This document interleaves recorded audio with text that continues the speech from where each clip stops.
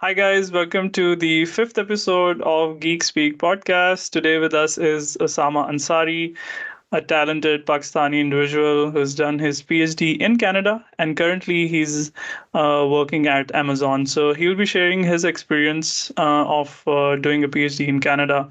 And yeah, thank you so much, Osama, for being on the show. Oh, thank you for having me, and I look forward to our discussion. Great. So, just to mention a little bit of the background, so Sama is also a graduate from National University of Sciences and Technology, Pakistan. Like he has done his bachelor's from there, so he's a senior to me actually, and it's always a pleasure to have fellow Nastians on the show. So. But the rest of the introduction Osama will be giving by himself. So, Osama, if I may ask, could you introduce yourself to the audience, like your academic background a little bit, and what you're currently doing? And yeah, a little Yeah, bit for about that. Yeah. yeah, for sure. So, in terms of my academic background, I completed my bachelor's in electrical engineering from National University of Sciences and Technology, NUST in Islamabad, in 2015, and that's where I met Hafiz. He was my junior at the moment, and we had some good interactions back in the day. So after completing my bachelor's in electrical engineering, I moved to Canada, where I first did my master's in electrical engineering from the University of Saskatchewan. My focus of my master's research was on energy storage systems for smart grids. Afterwards, I completed my PhD degree in electrical engineering from the same university in the same research group.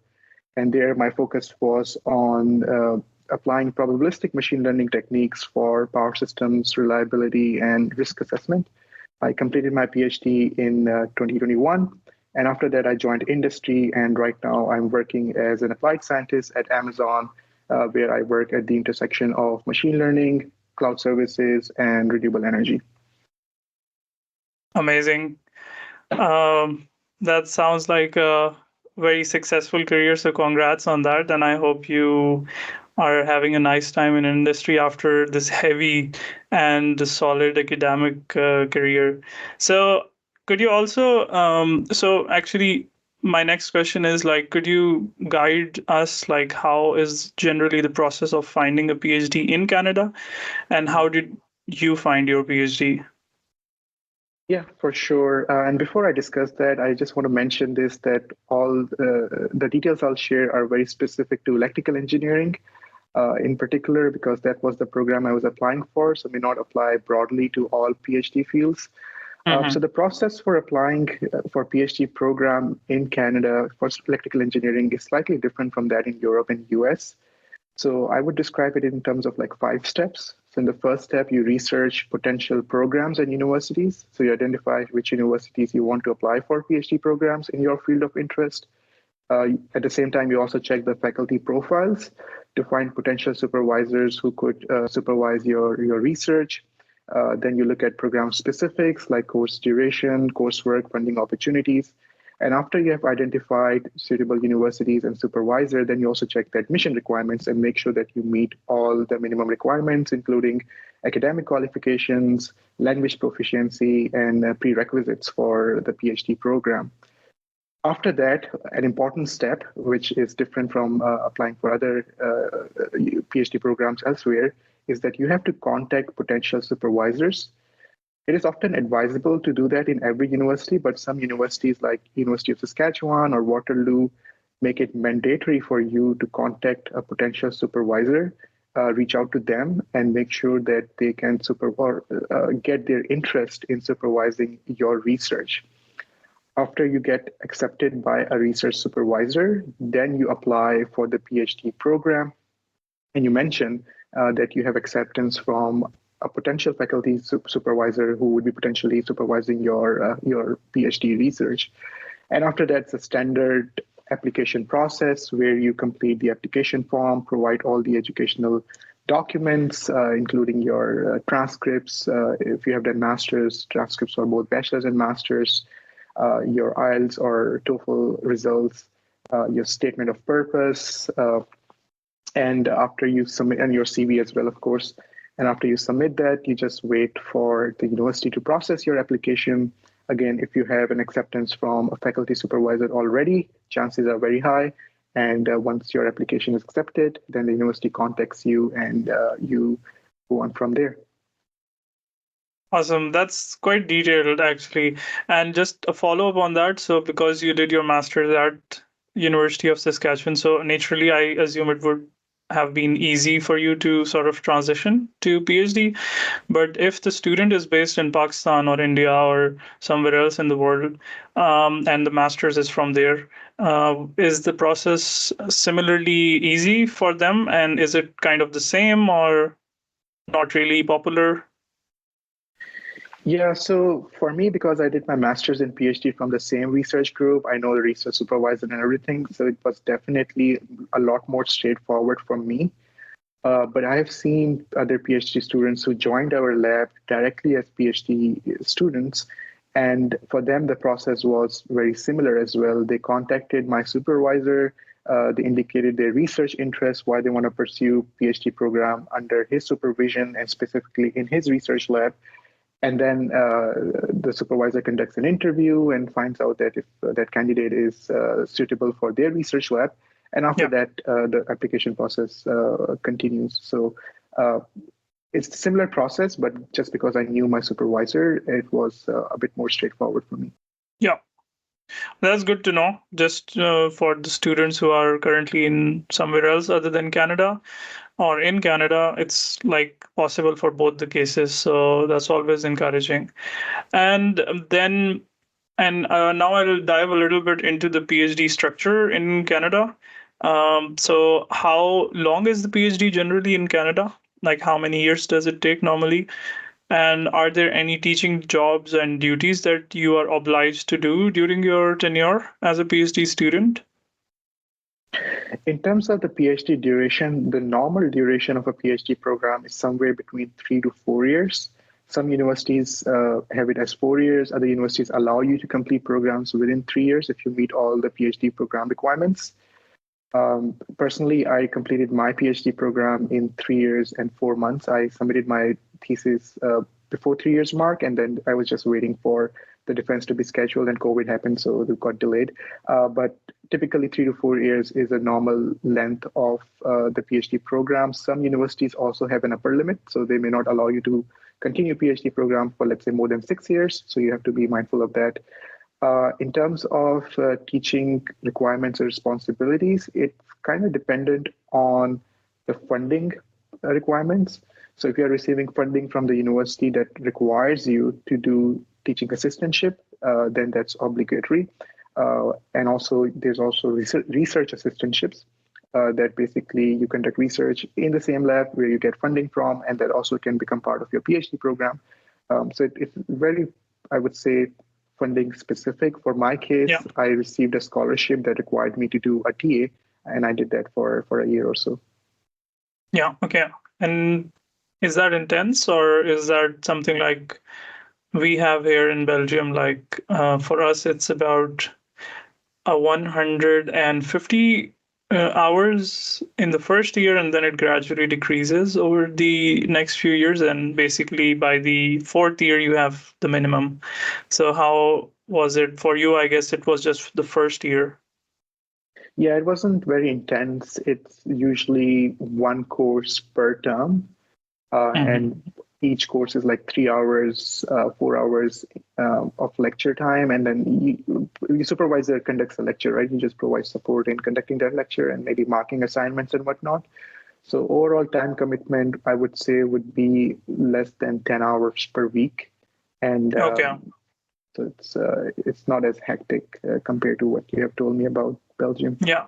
And I guess it's if because it's in first year, so that must be much easier to do, I guess, because you can focus on your research work more solid.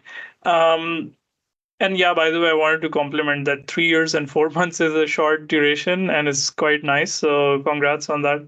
Because over here in Belgium, it takes on an average 4 years. Some people take more than four. Some people finish a few months before 4 years. So it varies. So yeah. That's quite nice. And then a bit more also about the practicalities for a PhD student in Canada. What is do you think like the wage or the scholarship that the PhD student gets from the university scholarship, is it enough for you to survive, to get an accommodation, to have your personal expenses covered? Did Yeah, just a bit about that if you can share something. Yeah, that's an important question, and a lot of students are worried about that. They have this impression that studying abroad is expensive. And to me, it really depends on your lifestyle, right? If you have a lavish lifestyle, then no amount of money is sufficient for that. But as a PhD student, universities are cognizant of the fact that students are busy in working in the labs. They don't have enough time to do jobs outside. So they provide stipend that's good enough to survive and focus on your research, that you don't have to do jobs outside of your PhD program. I know students still do it, some because of their lifestyle requirements or their other financial needs. But generally speaking, from my experience, the stipend that the university provides, along with the scholarships and other opportunities for additional funding, such as TA and RAs, is sufficient to cover your tuition and also your day-to-day living expenses that you can focus primarily on your PhD program. That's good to know and glad to know because yeah, over here in Europe there is so much diversity in terms of the scholarship that you can get, so the amount varies. And if you're living in a big city like Paris, and if you don't get enough, then you're basically living hand to mouth. So it's something like that. So basically, you could comfortably arrange your accommodation, your personal expenses. That was covered all by the scholarship, so that's nice. Yes. And how is Saskatchewan in terms of living costs? Is it like expensive or? So the province of Saskatchewan is probably on the lower spectrum of living costs. It's not as expensive as bigger metropolitan cities like Toronto, Vancouver. So in terms of cost of living, it's actually quite better than other most places in Canada, and that really helps as a student when you are not when you have limited funding and you want to focus on your PhD program. I think living in a low cost city can help in that matter. So generally speaking, I would say that the living expenses were manageable and less compared to other big cities like Toronto and Vancouver. Yeah, awesome. And yeah, and also a little bit about Saskatchewan University itself. How did you actually decide on your university for doing your master's and PhD? And because when we talk about Canada, the more common universities that we hear are Waterloo University or UBC. Yeah, so just want to know, how did you decide on your university? Sure. So at the time, I was applying for all these universities like University of Toronto, Waterloo, McGill, and UBC. I had acceptance from McGill, acceptance from Saskatchewan. Uh, the supervisor here at University of Saskatchewan, he was establishing a new lab, and he basically provided me the opportunity to pick my own research topic, conduct research at my own pace, and do it independently, and also had very good funding opportunities to do that. And a funny coincidence was that during my last year of my bachelor's program, we went to Hong Kong to attend a student competition. And my supervisor was basically there, like my PhD supervisor was at the same university. So when he saw my profile and CV, he quickly identified that I had been to that university in Hong Kong, and he kind of knew that I probably meet all the academic requirements to be able to admit it into the University of Saskatchewan. Of course, like you had to go through all the requirements again, but Yeah, it yeah. was always good to have that kind of familiarity with the candidate that they have been to similar universities previously. And so I then made a decision to join my supervisor's lab for initially for my master's program, because I was not thinking about doing the PhD at the same university. But then when I did my master's, I saw the research lab and the funding opportunities, and also like how applicable that research was to industry, which I always wanted to do. I decided to continue my research here. And because of that, I also was able to save 1 year of my PhD program, right? Like typically it's 4 years, but one of the reasons that I did it in 3 years and 4 months was I did my master's at the same university, and then I was able to reduce my PhD program by 1 year. So all those factors played its role in my decision to first join my master's program at the University of Saskatchewan and then continue my PhD research there. That sounds great. Thanks for sharing. Um, and now the next question is kind of already we are approaching towards kind of the shape of a PhD overall in Canada. So if you had to share some uh, top three pros and top three cons of doing a PhD in Saskatchewan, because yeah, I know your experience is more based on that, but also if you have any general comments about the pros or cons. So would you like to share like three factors which the students can take in mind when they're deciding in terms of the pros and cons? Mm. Sure, I'll start with the cons maybe, and then Yeah. entice students to join the Canadian programs by telling the pros. So the cons are, number one is some of the universities are not very highly ranked in the Mhm. world. So if you really care about ranking and want to be in the top 10 universities in the world in electrical engineering, then you won't find Canadian universities like University of Waterloo, Toronto, UBC. They are up there, but they're still not in the top five, let's say, universities in the world. So that's one Yeah. con. The second con is you you tend to get you tend to do more you tend to spend more time on doing research and less time on coursework.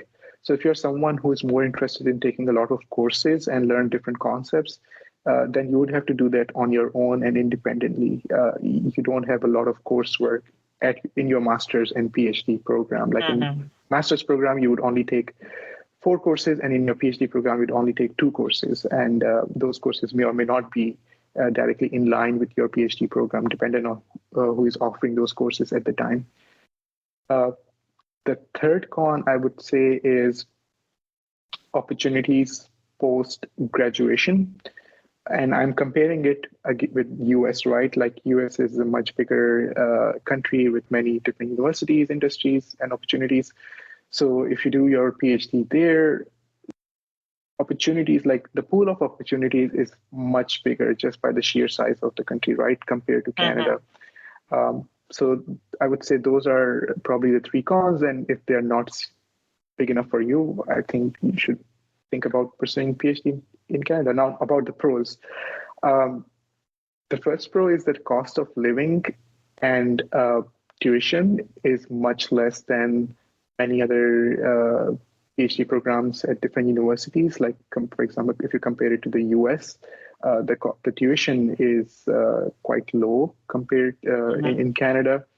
And the living expenses are also manageable, especially if you are living in a low population city like in the province of Saskatchewan. Then more likely than not, you would be able to survive while focusing on your PhD program. Yeah. The second pro I really like about Canadian research system is that uh, you can do a lot of independent research. You're not really bound by a specific research program, I would say, per se. Like, of course, there are research teams, there are research groups that are focused on certain research direction, but it's quite you can do quite a bit of independent research and perhaps do research in any topic within that research team or research direction that you want.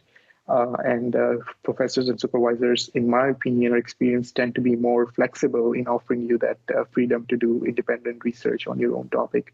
Mhm. And the third thing I would say is it was con for some students, but I think it was a really uh, pro for me that you spend more time doing research and less time on coursework because coursework sometimes may not be that relevant to the research that you want to do.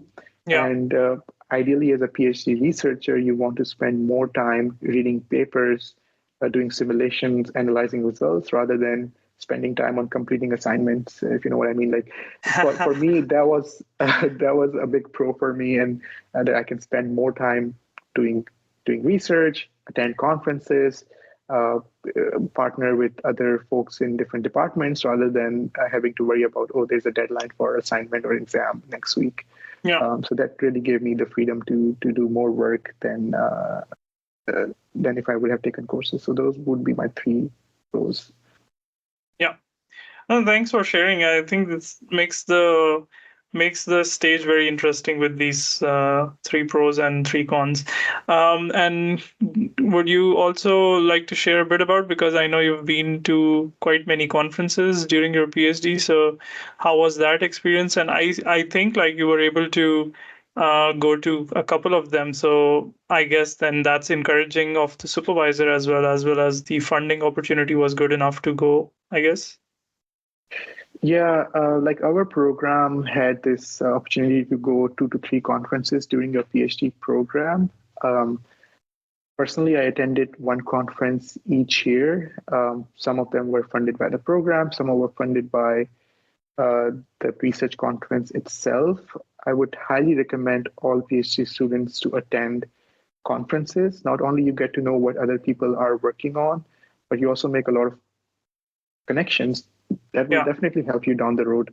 So highly recommend that. And of course, if you submit your papers, you have a chance to also get like best paper award or something that also adds to your CV. Yeah, highly recommend that, attending research conferences. That sounds exciting. And then, actually, this is going to wrap up. Not actually wrap up, it's the second last question, actually. So, could you also share a bit about the naturalization process in Canada? Because as a student, when you move to abroad, sometimes when you move abroad, you sometimes also plan to stay after your PhD, right? And you want to maybe work in the industry, or you may want to join the academia over there. So, how's Mhm. the naturalization process in Pakistan? I'm saying in Canada, and how many years does it take to fulfill this permanent residency and then this naturalization process? Sure. Yeah, before sharing that, I would suggest like take this information as anecdote and do your own research because these requirements do change over time and That's they've important. also been Yes. changing as well. So based on my experience and observation, the naturalization process in Canada is one of the smoothest as like compared to other countries in the world.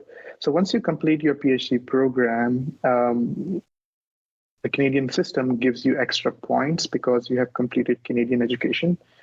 And then you typically get 3 years of work permit where you can work for industry, you can stay in academia, do postdoc. It's an open work permit, so you can work for any employer that you want.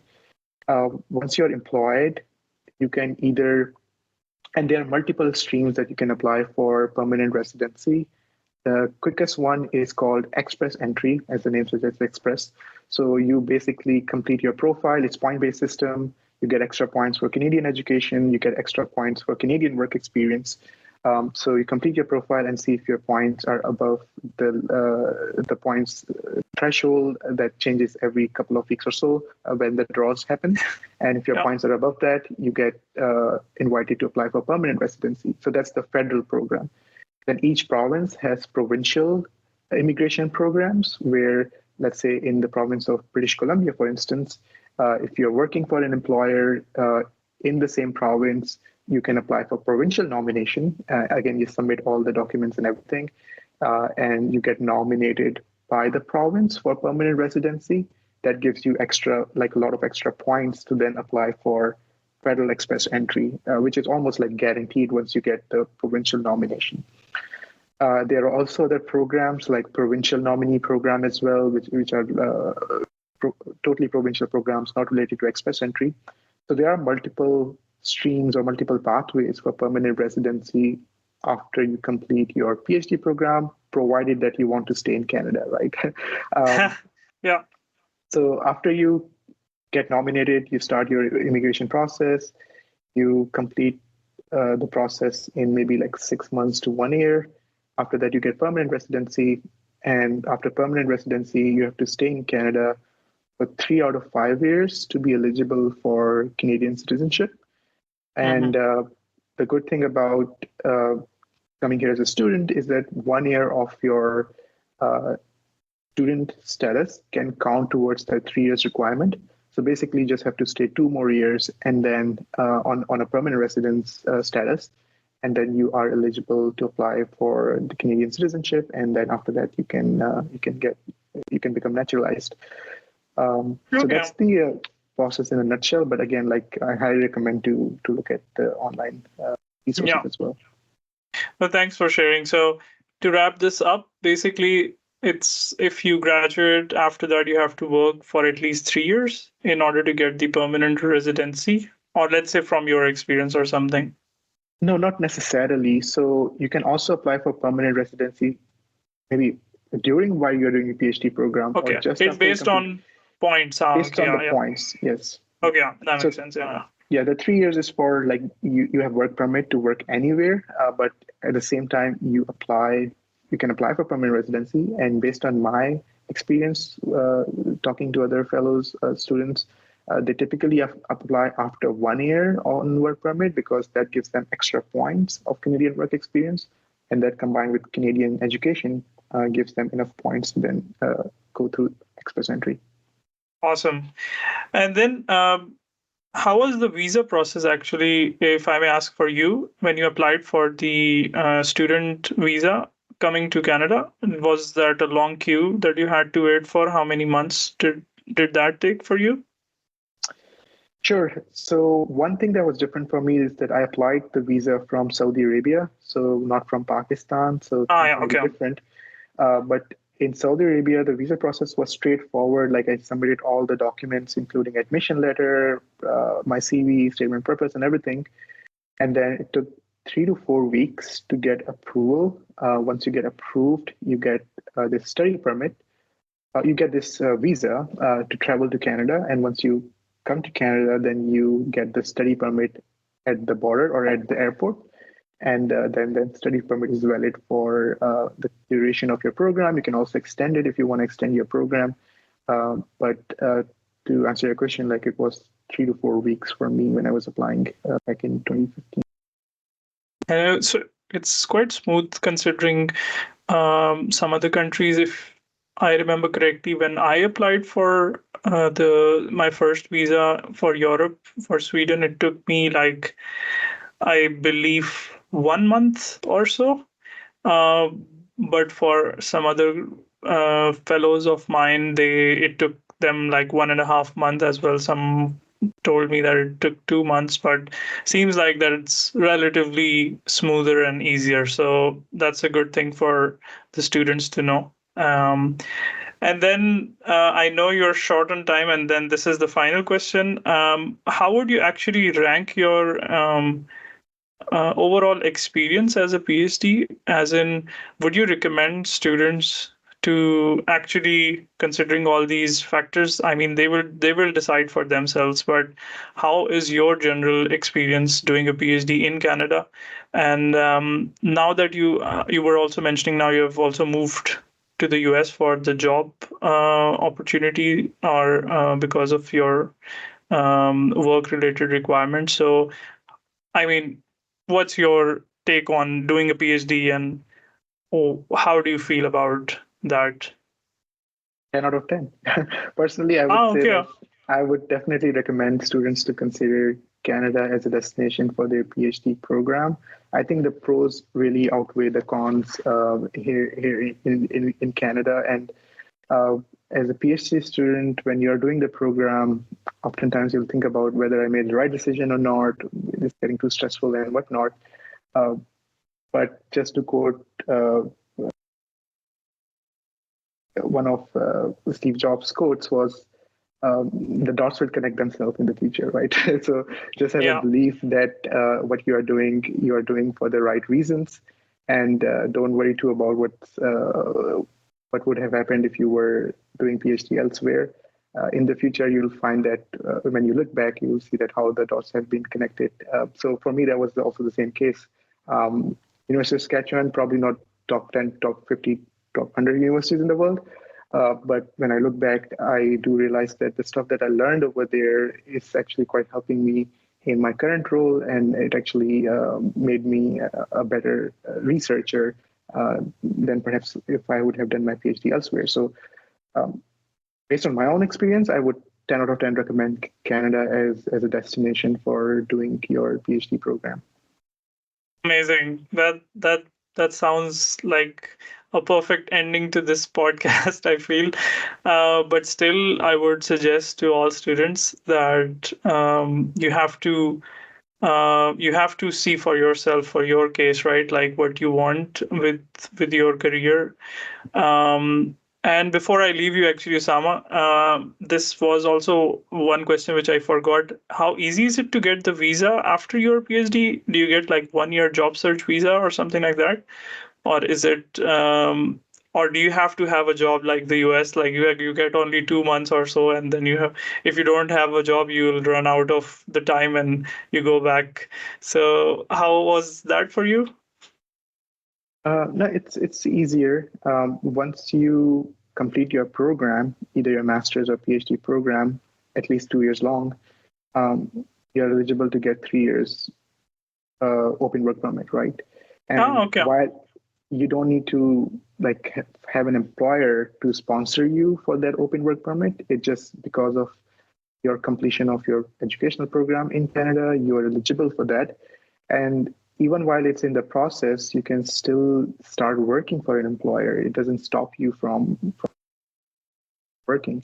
So yeah, I know in the US, like you have this duration where you have to find some position, otherwise you would have to go back. But here you have at least this peace of mind that you have 3 years of work permit, and you can explore job opportunities here.